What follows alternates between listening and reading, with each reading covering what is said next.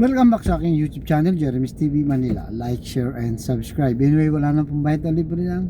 Tulong mo na lang din sa kapwa mo. Alright, thank you very much po. So, ang topic natin ngayon po today is reflection. O mabuting balita sa araw na ito. Kulang ka ba sa pasensya? Mainitin ba ang ulo mo? Lalo na sa pamilya mo. So, minsan po sa dami ng ating mga problema, lalo particularly sa pamilya, maraming hindi pagkakaunawaan. Minsan sa mga membro ng pamilya merong hindi paborito at merong paborito. Marami rin sa atin na yung mga hindi paborito na tila ba yung kanilang damdamin ay mahinanakit dahil sa nangyayari sa pamilya. Ano po yan na hindi po natin yan maiiwasan at nangyayari talaga yan. Kaya kung ikaw yon sa miyembro ng pamilya na hindi ka paborito, para tila ba na hindi ka mahal.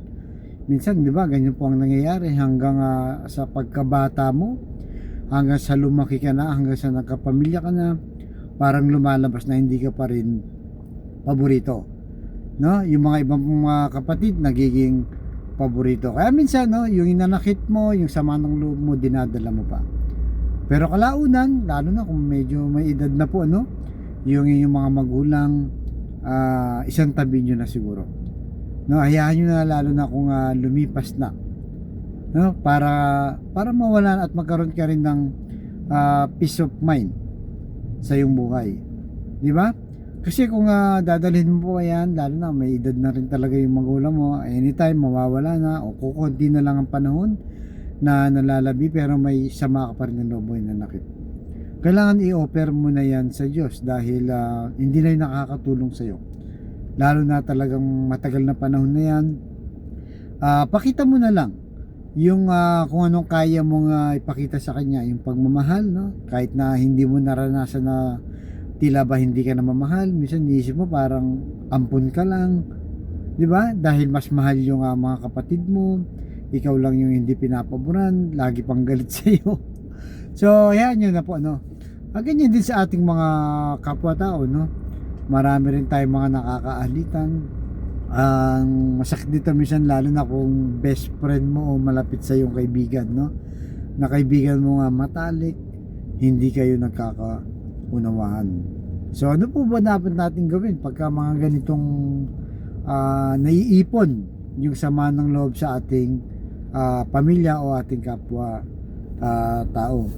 Dapat po ay lagi nating isipin na ang lahat ng ito ay actually nakaka-stress to, pero kung patatagalin mo yan, alam naman natin hindi po masama na magdamdam, natural, may pakiramdam tayo, malulungkot, magdadamdam dahil sa mga ganong trato nga, ano po yan, normal po yan.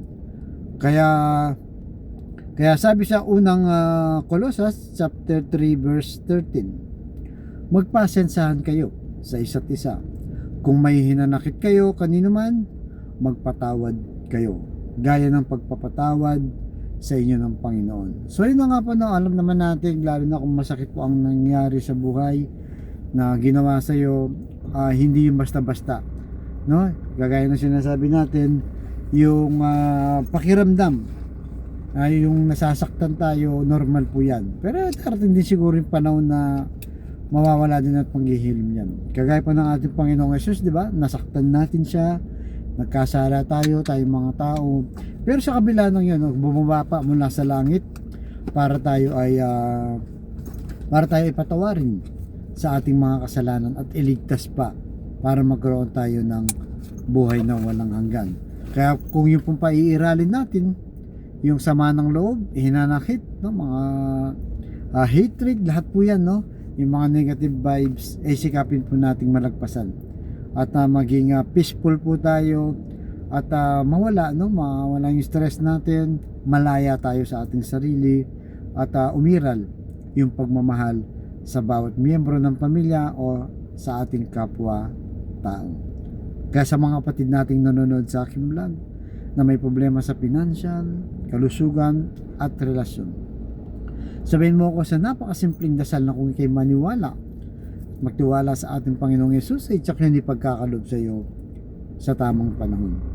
So type yung manalangin. Lord, bless niyo po mga kapatid namin nanonood sa aking vlog na may problema sa pamilya, lalo-lalo na po sa kalusugan. Ipuhin niyo po ng iyong mapagpagaling na kamay, haplusin niyo po, tanggalin ang kanilang karamdaman. Alam naman po namin na walang imposible sa iyo kung iyong loloobin. Ganon din po sa pamilyang nagkakagulo, hindi nagpapakasensyahan o hindi nagkakapatawaran. Ipuhin niyo po ang kanilang puso na maging mapagkumbaba, mapagpatawad, at higit sa lahat ay mapagmahal sa bawat miyembro ng pamilya. At ganoon din po sa financial na kailangan namin lahat, Lord, lalo na po yung mga kapatid namin walang-wala talaga, na ultimo pambili lang ng 1 kilo lang ng bigas at ulam, kanilang pangangailangan ay hinahanap pa. Yakapin niyo po na mahigpit at i-bless niyo po ang aming hanap buhay para sa aming mga pamilya. Patawarin niyo po kami sa aming mga kainahan at kasalanan. Ang lahat na ito iniling namin sa matamis na pangalan ng ating Panginoong Yesus. Amen. Amen. To God all be the glory. Sa ngalan ng Ama, ng Anak, ng Espiritu Santo. Amen. Thank you very much po, and God bless.